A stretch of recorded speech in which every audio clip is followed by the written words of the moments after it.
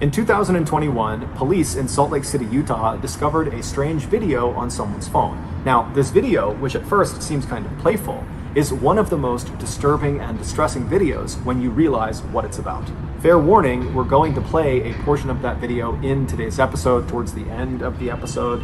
And also, fair warning, the ending to this story is just totally heartbreaking and brutal. So viewer discretion is advised. But before we get into today's story, if you're a fan of the strange, dark, and mysterious delivered in story format, then you've come to the right place because that's all we do, and we upload once or twice every week. So if that's of interest to you, please move into the room directly above the Like Buttons apartment and immediately begin hosting tap dancing classes in your apartment. Also, please subscribe to our channel and turn on all notifications so you don't miss any of our weekly uploads. Okay, let's get into today's story. On January 28, 1976, Daniel Halseth was born in a small town in Oregon called Estacada, which is located about 30 miles southeast of Portland.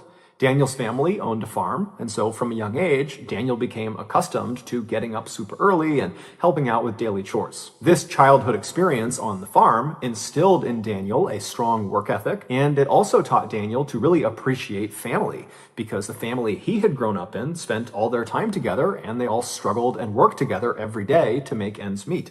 In high school, Daniel really began to blossom. He had this wonderful energy and huge radiant smile that drew people to him, and he was just one of those people that was just naturally gifted at everything he did, and it seemed totally effortless. During his high school years, he picked up playing the piano as well as the drums, and his classmates affectionately nicknamed him Drummer Dan. Daniel was also amazing with anything to do with computers or technology, and Daniel was just very handsome and very athletic and fit, and so he was really the guy that everybody wanted to be. But despite having all of these things going for him, Daniel was dealt a major blow in 1994 when he was in his junior year of high school. That year, his father, who he was quite close with, died unexpectedly from a brain aneurysm. This was a crushing blow for a young man that still very much leaned on his father for guidance and support. But Daniel, like the rest of his family, found a way to just keep on going despite this immense heartbreak. In 1995, so a year after his father's death, Daniel would graduate high school and he would head to Salem, Oregon, where he would go to school and earn his bachelor's degree in music, and then he would stick around in Salem at another university and he would earn his master's in business. And it was during those years that he was in Salem that Daniel would meet a young woman named Elizabeth Schwarak, who had grown up in Salem. She, like Daniel, was incredibly hardworking and was just naturally good at everything she tried. She was also a model, and so when she and Daniel began dating, they genuinely looked like this beautiful Hollywood couple. In 2001, which was shortly after Daniel had earned his master's degree, he and Elizabeth got married. 5 years later, the couple, who now were the proud parents of 3 young children, 2 girls and a boy, they moved to Las Vegas because Daniel had found work there. Daniel had founded this computer IT company because he was so skilled with computers, and it was really starting to thrive, and many of his clients were in or around Las Vegas. But just a few years after getting settled in Las Vegas, it would be Elizabeth's career ambitions that would take center stage in the family. Elizabeth had always wanted to get into politics, and in 2010, she decided she would run for a state Senate seat in Nevada. But in order to do that, she would need to campaign really aggressively, which would mean she'd be gone a lot of the time. And so Daniel, who was working full-time with this computer company, he would need to keep doing that because that paid the bills, but he would also have to become the primary parent for their 3 children. And so when she approached Daniel and said, I really want to do this, but it requires a lot out of you. Are you willing to do this? Daniel was completely supportive and actually really excited at the idea. He had no problems whatsoever. And so very soon, Elizabeth would be out on the road campaigning and trying to win the state Senate seat, and Daniel would be home goofing around with the kids and taking them hiking and going to playgrounds and parks. And then after he would put the kids to bed at night, he would stay up super late and run his computer business out of their dining room. And all this additional hard work and sacrifice that Daniel was making for his wife paid off when later that year, on November 2nd, Elizabeth, who had run this incredible campaign that was built on family values and wholesomeness and morality, she would win the state Senate seat, which shocked the state of Nevada. And even more impressive, she would become the youngest woman to ever be elected to Nevada legislature at just 27 years old. So it was clear to everyone in Nevada and also outside of Nevada that Elizabeth was destined for greatness. She was going to be the next big political superstar. And anyone who was close to the Halseth family knew Daniel was her #1 cheerleader. He was so proud of her. But soon, the Halseth's perfect life would come crumbling down. It was not long after Elizabeth had won her election that Daniel began to notice she was becoming suspiciously close with another man named Tiger Helgelien, who was a former golf pro and fellow rising political star. After noticing his wife constantly texting with Tiger, Daniel would actually reach out to Tiger directly and beg him to stop messaging his wife and to just leave his family alone. But the texting and the calling and the interactions between those two would not stop. And then finally, in October of 2011, so less than a year into Elizabeth's first term as a state senator, Daniel would find out that his wife and Tiger had been away together alone on this long extended work trip. And so Daniel realized that almost certainly his wife was having an affair. And so when his wife came home from this trip and she was unpacking in their bedroom, Daniel walked into the room and he accused her of being unfaithful. And the argument that ensued got very heated, but it did not become physically violent. Basically, Daniel just screamed and yelled at Elizabeth, swearing at her and kind of losing his temper completely. But at some point, Elizabeth just said, "Daniel, stop." And Daniel would actually stop. And in fact, both Elizabeth and Daniel, when they were called this night, would say as soon as she said stop, Daniel stopped yelling and he left the room. Over the next couple of days, Daniel and Elizabeth would go to therapy sessions at their church, indicating that they both were making a concerted effort to try to salvage their marriage. But on October 21st, 5 days after this big blow-up fight about the affair, Elizabeth would go to police and she would claim Daniel had touched her inappropriately during the fight they had over the affair. And so Daniel, much to his shock, was arrested and charged with something called open and gross lewdness, which is effectively unwanted touching of another person. This accusation is quite common, especially amongst people at bars who are drinking. There's lots of unwanted touching that can happen there. But interestingly, this particular charge is cited as being one of the more frequently falsely accused offenses because the police do not require any physical proof to actually arrest someone. Basically, people are, in theory, able to get other people arrested simply by claiming they inappropriately touched them, even if there is not a shred of proof. It's basically one person's word against the other. After being found guilty of open and gross lewdness, Daniel was sentenced to 6 months of probation, anger management, and he had to register as a sex offender. Shortly after he was found guilty, Daniel filed for divorce. Their divorce, which was heavily centered on who gets custody of their 3 kids, was very contentious, it was very bitter, and it was very public. Because Elizabeth was a state senator, she was in the public eye, and because her campaign that she had run on to get elected was built entirely on wholesomeness and family values and having good moral character, that when rumors started to fly that she had had this affair with Tiger Helgelien and that had blown up her family and her husband is being charged with open and gross lewdness, it was just so salacious that despite her denying that she ever had this affair and acting like she was in the right, she was still forced to resign from her state Senate seat in February of 2012. The divorce would finalize later that year, and most likely because of Daniel's new sex offender status from the open and gross lewdness charge, he was denied custody of the 3 children, despite the fact that for the last several years, he had been the everyday primary parent. So Elizabeth, she gets custody of all 3 kids, and she promptly leaves Nevada to go to Alaska with her 3 kids to live with Tiger Helgelien, the man she denied having an affair with. And shortly after arriving in Alaska, she married Tiger Helgelien. Daniel was heartbroken. It was like his life had blown up in a matter of seconds.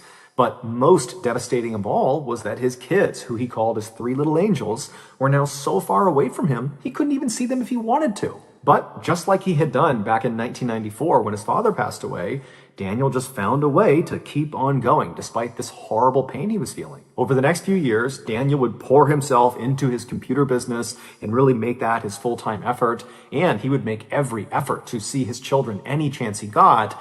But because his relationship with his ex-wife Elizabeth was not good, it was really difficult to see his kids. Eventually, Daniel would meet another woman named Bogdana, and they would actually get married. And when that happened, it seemed like in the eyes of Daniel's family, he was starting to kind of finally get his life back on track. Around this time, Daniel began sharing more and more of his life on his social media channels.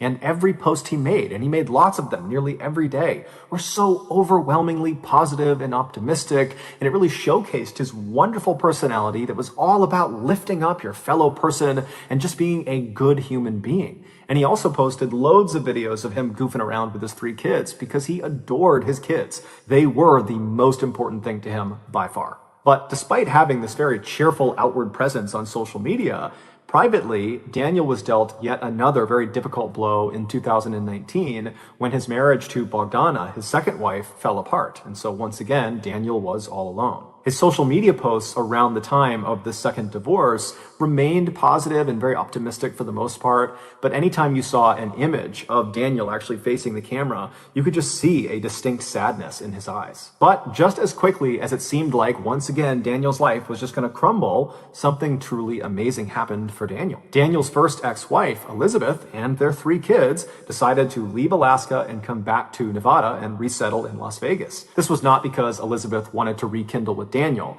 It was just because she and the kids liked living in Las Vegas and wanted to come back. And as soon as they were back, Daniel suddenly got to see his kids all the time. He was so excited and so happy. In fact, by late 2020, Daniel's youngest daughter, Sierra, who was 16, she had basically just moved in with Daniel, even though legally speaking, she was not supposed to be doing that. And her mom, Elizabeth, was totally unhappy about it. But regardless, that was just how it was. She was living with Daniel. In August of that year, so around the time that Sierra had basically moved back in with Daniel decided to take his ex-wife, Elizabeth, back to court to see if he could get custody of Sierra, because Sierra was the only minor of their 3 children. She was still 16, and at that point, Sierra was already living with him. During the recorded video sessions between Daniel, Elizabeth, and the judge, Daniel would tell the judge that life in Elizabeth's home was totally toxic and not good for his children, and certainly not good for Sierra. Daniel would explain to the judge that Sierra was really struggling with some mental health issues,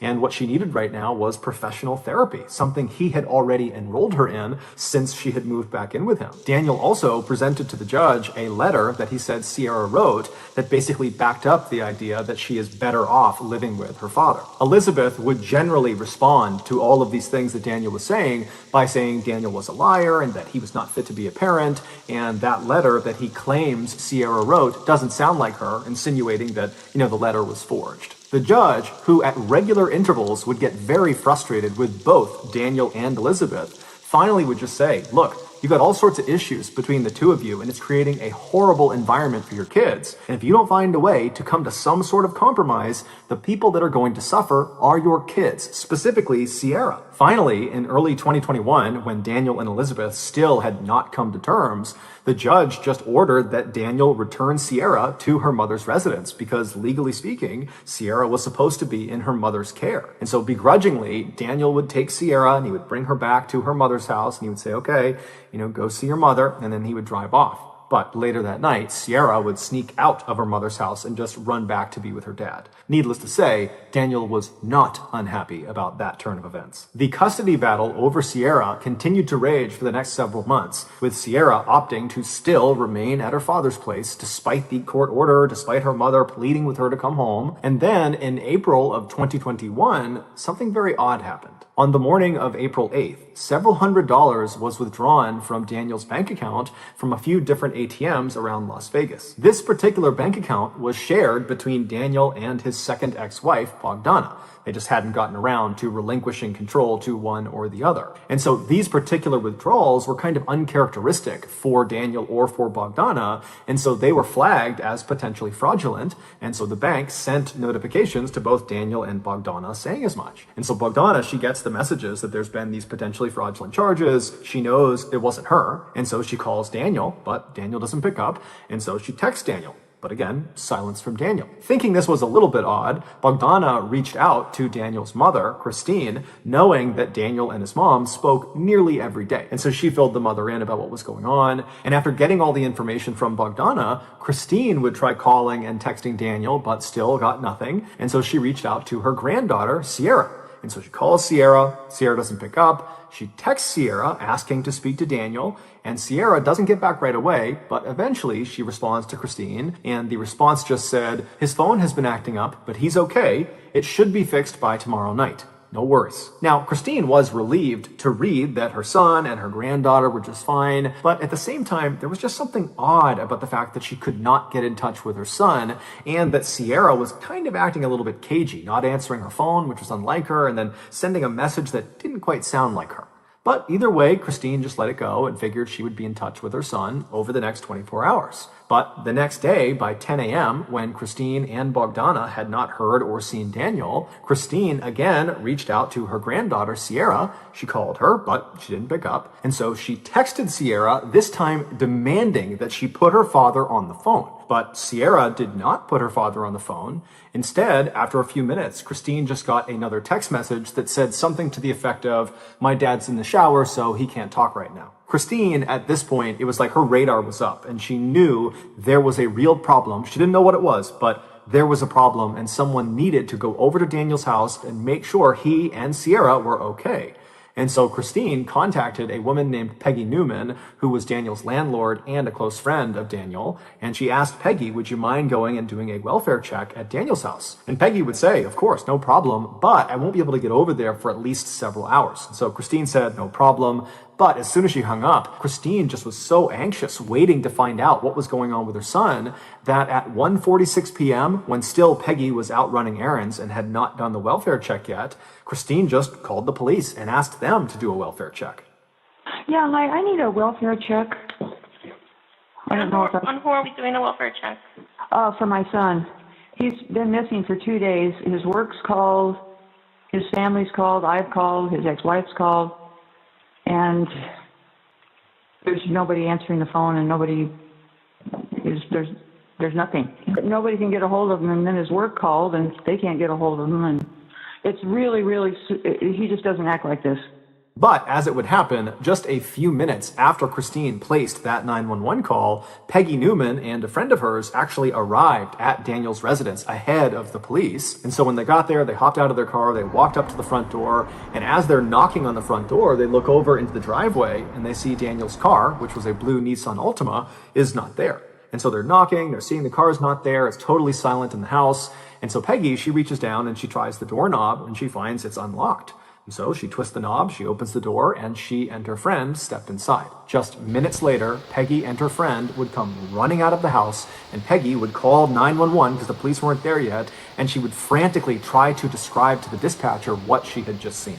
24 hours earlier, a man and a woman were spotted on surveillance camera withdrawing cash from several Las Vegas ATMs using Daniel's debit card. Those were the withdrawals that had been flagged as fraudulent and tipped Bogdana off that something could be wrong here. After those withdrawals, the man and the woman were spotted again on camera going into a Las Vegas supermarket called Winco, and inside they would purchase a few items using Daniel's debit card, and then they would leave and they would head to a Las Vegas Home Depot where once again they'd be caught on camera purchasing a few items using Daniel's debit card. After these purchases, the man and the woman would make their way to Daniel's residence where they would spend the night. The following morning, Daniel's blue Nissan Altima car was spotted leaving Las Vegas at around 10:20 in the morning.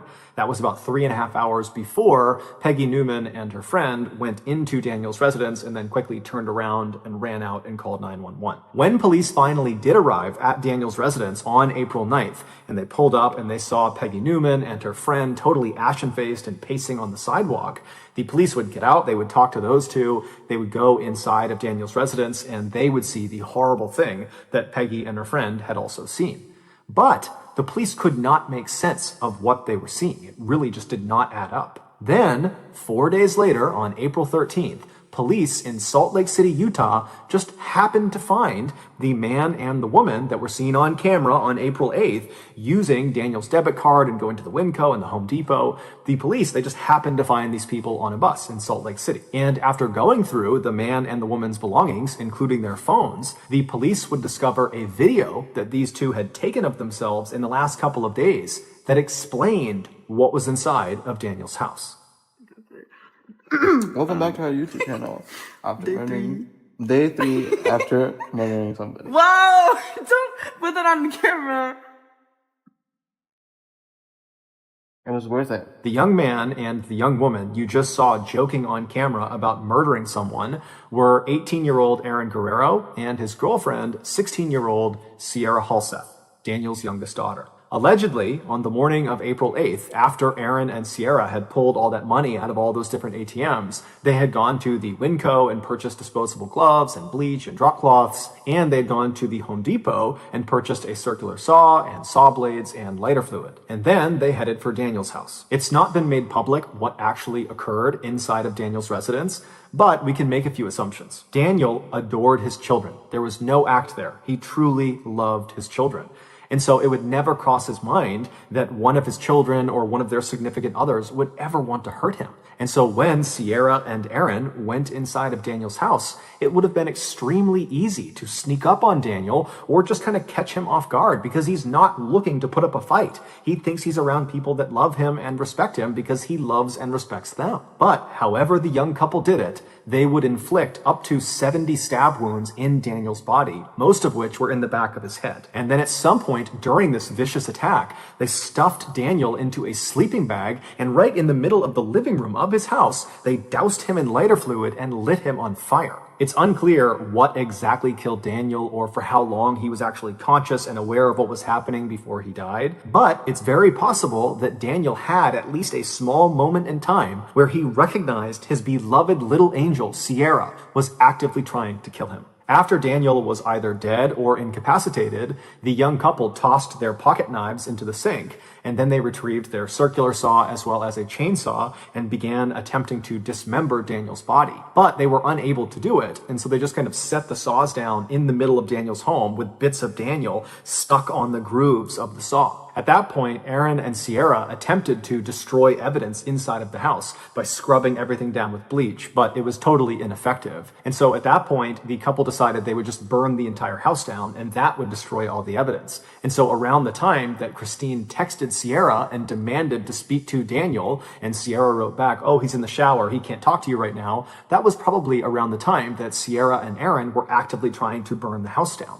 But the fire they set was just not very big, and it kind of smoldered out. And so they would just kind of leave all of the evidence all over Daniel's house, and they would leave Daniel's destroyed and burned body kind of propped up against the door leading into the garage. And they would just leave the house, hop in Daniel's blue Nissan Altima, and at around 10:20 in the morning, they would leave Las Vegas. The only reason police were able to apprehend Aaron and Sierra in Salt Lake City a few days later was because the couple had made their way to Salt Lake City and hopped on a bus, and Aaron had not paid the fare. He had just snuck onto the bus. And so at some point, the transit authority had come through the bus, and they were asking people to show their tickets, and Aaron didn't have one. And so when they discovered this, they asked for his name, and when they entered his name into their system, it popped up that the Las Vegas PD were actively searching for him. While only Sierra knows why she turned on the one man who would forever love her and would forever support her, what we do know is around the time that Daniel and Elizabeth had gone back to court and they were having those virtual meetings with the judge to decide who was going to have custody over Sierra, Sierra had begun dating Aaron, and she had fallen totally in love with him,